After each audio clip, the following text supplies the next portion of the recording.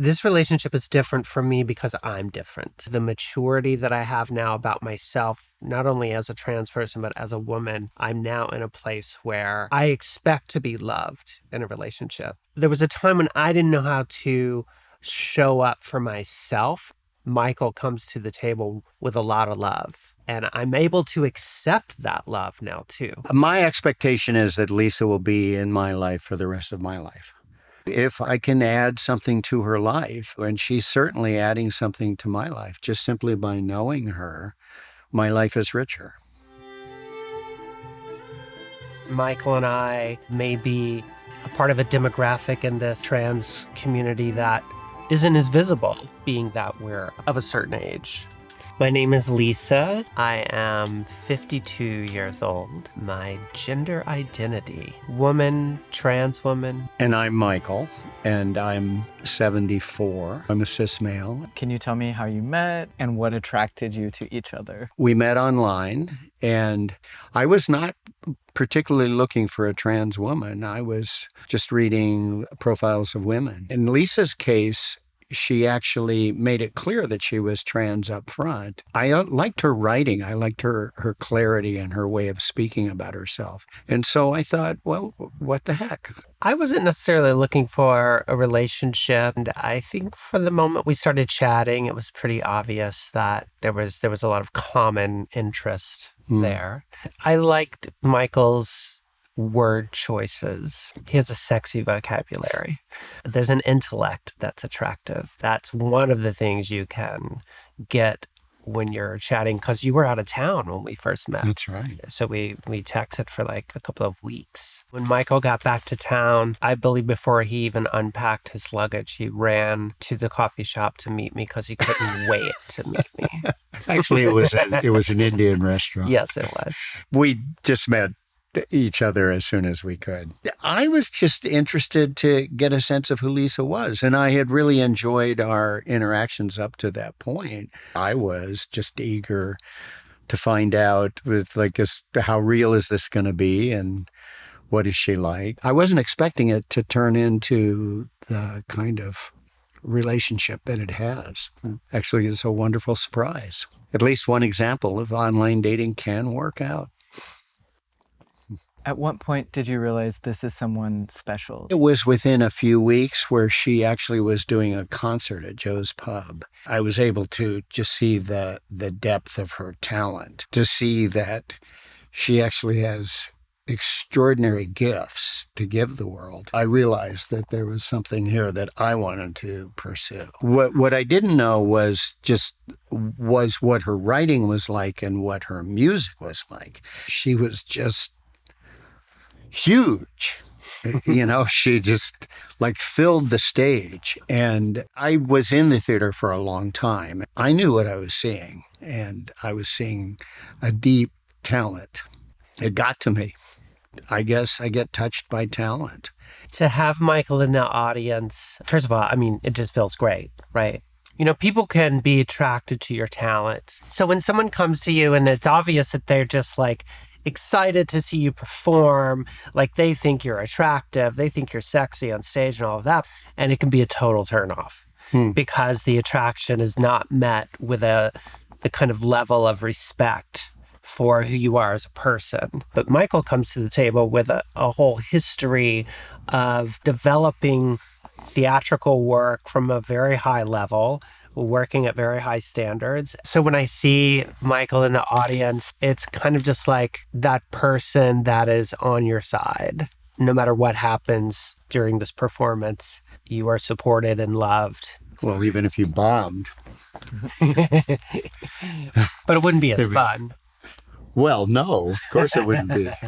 But the love and support would be there. Yes. I know what it's like to have talent and to be trying to break through. It's really hard to break through because there's a lot of barriers. On top of everything that Lisa has been through and done in her life, she's now working to accomplish a high level of career, which really is driven by her sense of activism because she knows how valuable it could be for the trans community. I'm in a place in my life where I have a very big life, and I'm very grateful for that. But with that big life comes a lot of responsibility. I can get very, very stressed out. And I'm also an elder in my community. I'm also a very visible person in my community.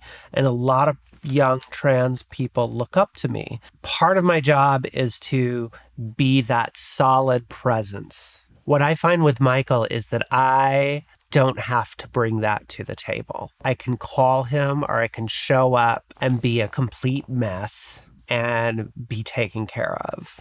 I don't have to show up as that performer or that leader or that strong presence with Michael.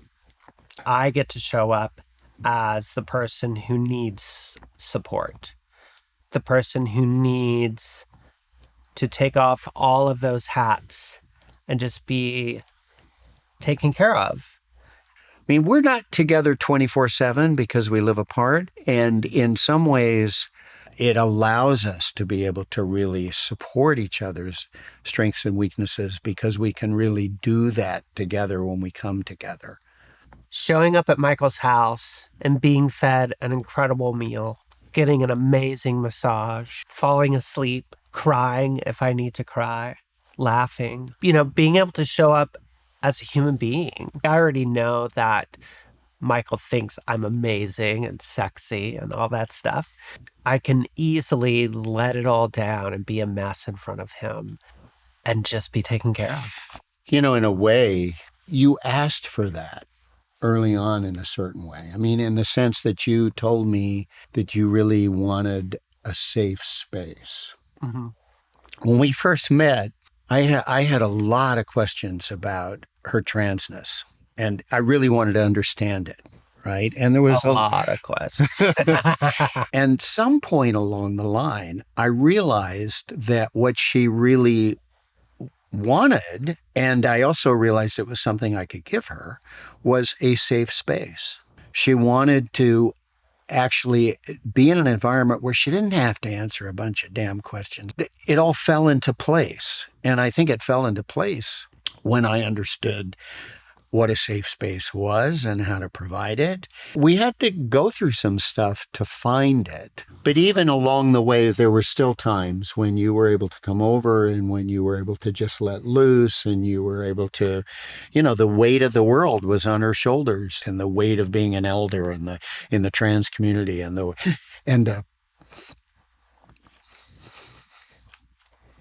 awful.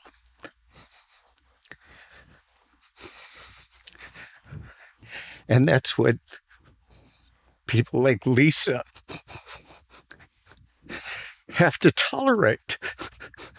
It is so fucking wrong. To be a trans person going through this moment where it is heavy and scary, but I have this background of it's nothing new. Michael's coming to the awareness of the harm that is done to trans people on a regular basis, like crash course. Well, and it's personal. Yes. Yeah. How is this relationship different for you? There was a time when I didn't know how to show up for myself in a relationship, so therefore I couldn't really show up in a relationship. Having kind of the maturity that I have now about myself, not only as a trans person, but as a woman, I'm now in a place where I expect to be loved in a relationship. Michael comes to the table with a lot of love, and I'm able to accept that love now too, which is something that I maybe couldn't do years ago because I felt unlovable because of the narrative that society had put on me. One of the reasons the relationship can work now is because I've also gotten to a place where I can be very clear about what I need. What do you love so much about each other? One thing that I really love about Lisa, and it's probably the most profound thing about her I love, is her integrity. She's been through a lot.